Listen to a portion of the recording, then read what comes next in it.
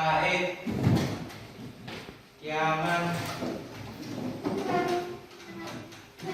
Salaman. Assalamualaikum warahmatullahi wabarakatuh. Waalaikumsalam warahmatullahi ta'ala wabarakatuh. Jurusan. Selanjutnya, Ibu persilakan salah satu dari kalian untuk naik memimpin doa sebelum belajar.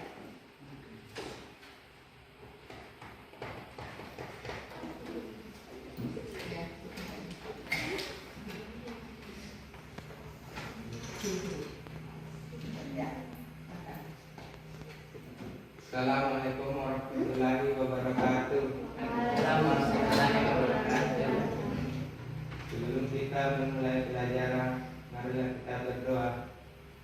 Doa dimulai.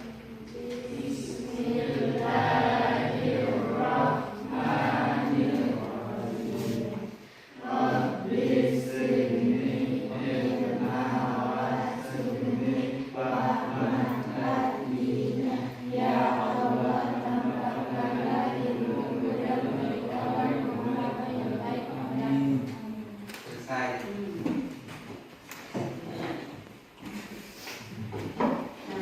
Pada pagi hari ini dari kalian ada beberapa yang tidak hadir ya. Siapa di antara kalian yang tidak hadir pada pagi hari ini? Wanda, Bu. Wanda? Ada. Kemudian siapa lagi? Oke, ya itu ya.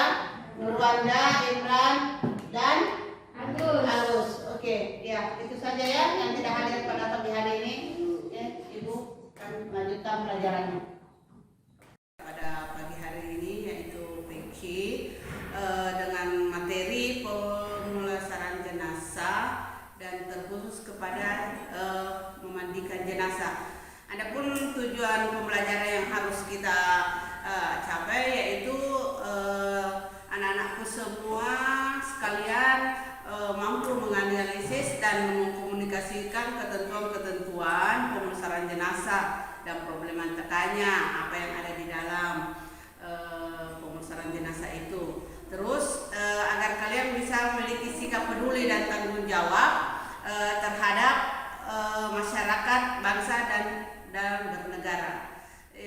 Selanjutnya, kemudian kita masuk kepada indikator pembelajaran kita. Dalam indikator pembelajaran kita ini yaitu ada 4. Pertama, kalian mampu mengidentifikasi langkah-langkah dalam pemulasaran jenazah. Kemudian yang kedua, peserta didik mampu mendeteksi orang-orang yang berhak memandikan jenazah. Kemudian yang ketiga, peserta didik atau kalian semua anak-anakku dapat membedakan lafaz memandikan mayat laki-laki dan mayat perempuan. Kemudian yang keempat, anak-anakku sekalian mampu menerapkan tata cara memandikan jenazah. Ya, itu yang harus kita perhatikan. Oke, terima kasih anak-anakku sekalian. Kali ini kita akan membahas materi tentang penyelenggaraan jenazah. Dalam materi ini yang awal kita akan membahasnya yaitu tentang cara-cara memandikan jenazah. Jadi kalian harus memperhatikan apa-apa yang harus disiapkan sebelum memandikan jenazah. Terus langkah-langkah apa yang harus kita lakukan dalam memandikan jenazah. Kemudian yang terutama juga niatnya. Niat memandikan jenazah laki-laki dan perempuan yaitu kalian harus memperhatikan atau mengamati video yang Ibu akan tayangkan tentang cara-cara memandikan jenazah. Sebentar Ibu akan memberi tugas per kelompok kepada kalian setelah kalian menyaksikan video dan silakan mencermati video tersebut. Baiklah, Ibu akan menayangkan video tentang cara-cara memandikan jenazah ya. Kalian perhatikan, amati, kemudian cermati karena sebentar Ibu akan memberikan tugas kepada kalian ya. Assalamualaikum warahmatullahi wabarakatuh. Alhamdulillah, sallallahu alaihi wasallam. Ananda sekalian, pada kesempatan yang berbahagia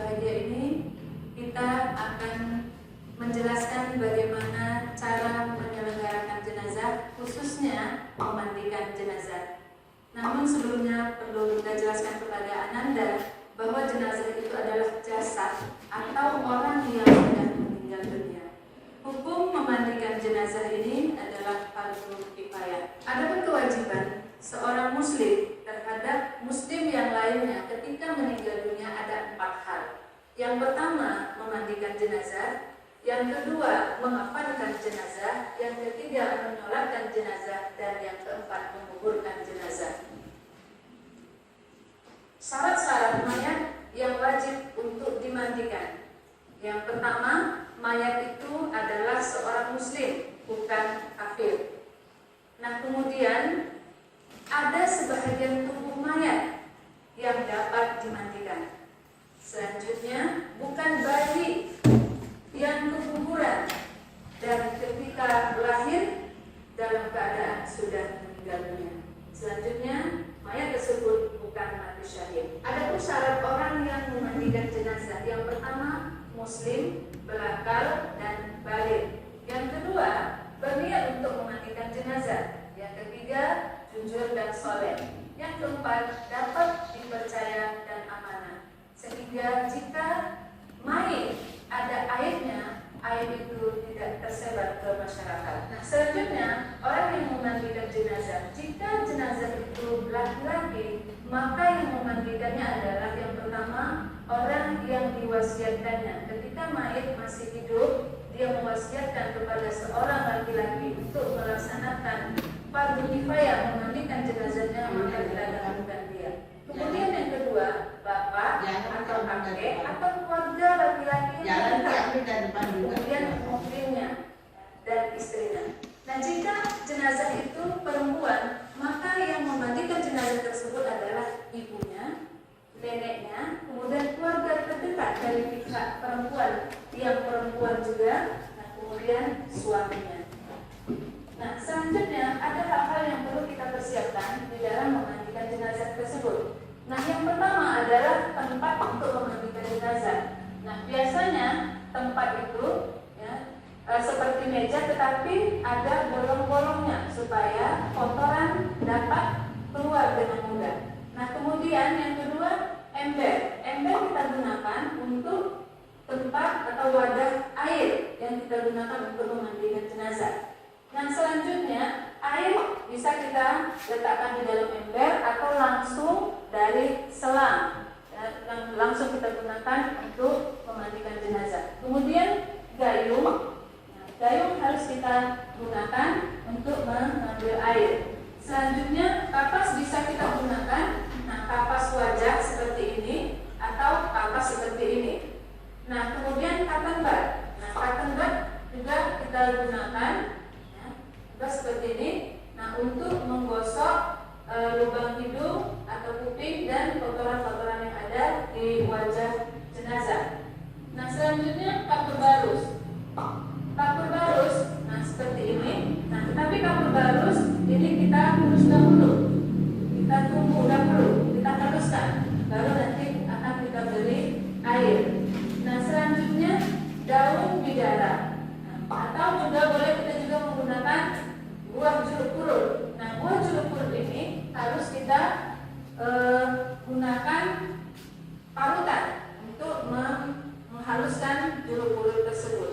Nah, baru kita letakkan di dalam wadah seperti ini dan kita berikan air. Nah, kemudian kain penutup. Ya, kain penutup mayat, artinya jenazah ini tidak boleh kita lihat auratnya. Nah, ini adalah jenazah dari korban kecelakaan. Nah, kita lihat ya tangannya patah, yang satu juga entah kemana, ya. Kemudian hatinya juga mengalami cedera. Nah, kemudian handuk yang kita gunakan untuk mengelap jenazah ketika jenazah sudah dimandikan. Nah, kemudian sabun, ya, sabun boleh kita gunakan sabun batang, ya, tapi sabun batang ini harus kita haluskan juga dulu. Akan lebih baik lagi kalau kita menggunakan sabun cair seperti ini. Nah, kemudian kita juga gunakan sampo. Nah, sampo juga kita gunakan untuk membersihkan jenazah tersebut. Nah, kemudian kita akan menggunakan gunting. Nah, gunting ini kita akan gunakan ketika dibutuhkan. Misalnya jenazah dalam keadaan berbusana, busananya susah untuk kita buka, maka kita gunakanlah gunting ini untuk membuka pakaian jenazah. Nah, kemudian masker. Nah, masker ini harus kita gunakan ketika kita menyelenggarakan jenazah. Nah, seperti ini. Membersihkan kotoran-kotoran yang ada pada jenazah tersebut. Terus disiram air terus disiram pelan-pelan.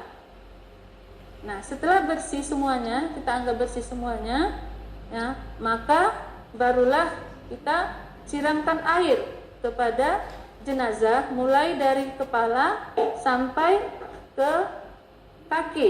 Kemudian kita pasang niat. Jika jenazahnya laki-laki, maka niat yang dilafalkan adalah nawaitul ghusla li hadzal mayyiti fardul kifayati lillahi ta'ala. Jika jenazahnya perempuan, maka lafaz niatnya adalah nawaitul ghusla li hadzihil mayyitati fardul kifayati lillahi ta'ala. Nah, kemudian barulah kita siram air dari ujung rambut sampai ke ujung kaki. Nah, tutup dulu. Nah, kita pasang kain penutupnya. Baru basahan tadi, ya, basahan tadi pelan-pelan kita tarik kembali sehingga kain penutup jenazah tersebut adalah sudah kering. Nah, demikianlah cara memandikan jenazah yang dapat Bunda sampaikan kepada Ananda semuanya. Harapan Bunda, ketika Ananda telah memahami bagaimana proses penyelenggaraan jenazah ini, khususnya memandikan jenazah yang kita laksanakan pada kesempatan yang berbahagia ini, Bunda berharap kepada Ananda dapat mengaplikasikan ilmu yang kita pelajari pada hari ini di tengah-tengah masyarakat. Demikian yang dapat Bunda sampaikan. Terima kasih atas segala perhatian. Mohon maaf atas segala kekurangan. Hadanallahu wa iyyakum ila siratal mustaqim. Wassalamualaikum warahmatullahi wabarakatuh.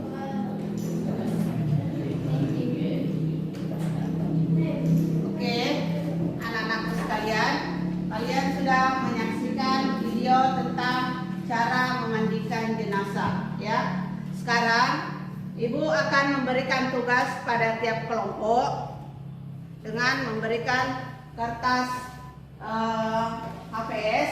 Kalian akan menuliskan, Ibu akan memberikan soalnya. Silakan diambil dulu kertasnya per kelompok.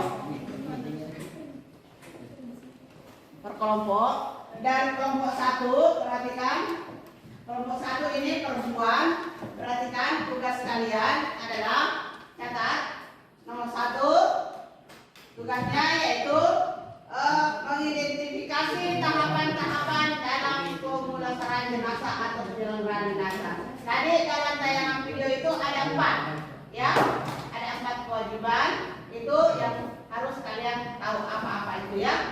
Kemudian yang kedua, tugas kalian yaitu mendeteksi orang-orang yang berhak memandikan jenazah. Tadi di tayangan video juga ada, ya. Nah, silakan kerja ini kelompok 1. Sekarang Ibu berpindah ke kelompok 2. Kelompok 2 tugasnya setelah menonton video, tugasnya yaitu kalian bisa melapaskan niat memandikan jenazah. Tadi kan sudah dilihat di tayangan videonya, niat memandikan jenazah baik laki-laki maupun perempuan, ya, beda.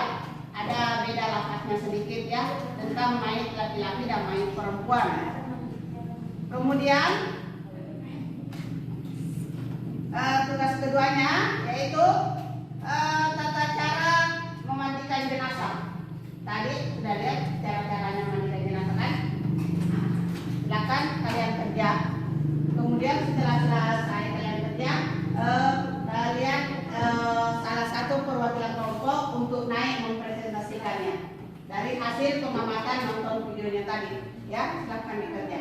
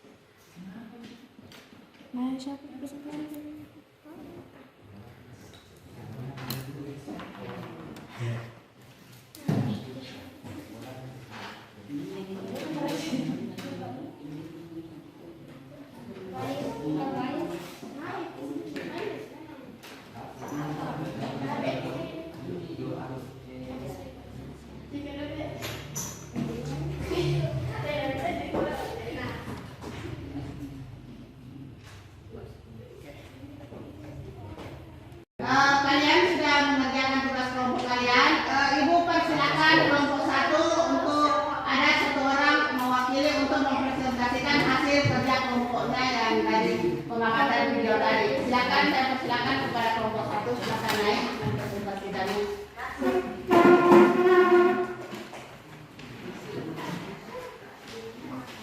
Baik, assalamualaikum warahmatullahi wabarakatuh.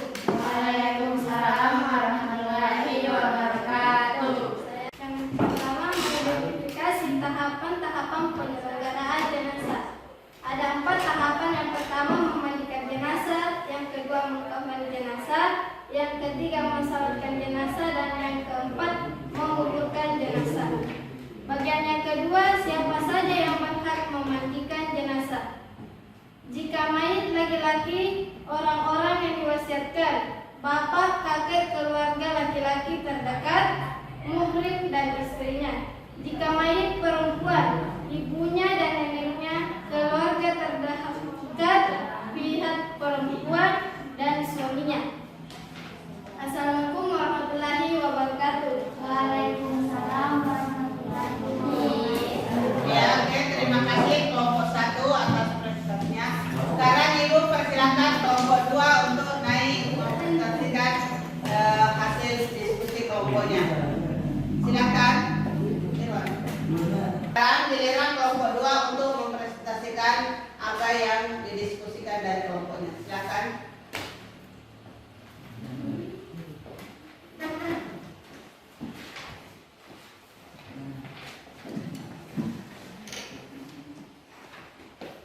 Assalamualaikum warahmatullahi wabarakatuh. Waalaikumsalam warahmatullahi wabarakatuh. Saya akan mempresentasikan kelompok 2. Niat memandikan jenazah laki-laki. Nawaitul ghusla li hasil maiti fardu kifayah lillahi ta'ala. Lalu langkah-langkah memandikan jenazah. 1. Membersihkan tubuh jenazah. 2. Menyiram air mulai dari ujung rambut sampai ujung kaki, disunatkan 3 kali. 3. Dibalik tubuh mayat sebelah kanan, kemudian disiram air, kemudian dibalik lagi. 4. Menyiram kembali air tubuh jenazah sampai bersih. Lalu mengudukan jenazah dengan niat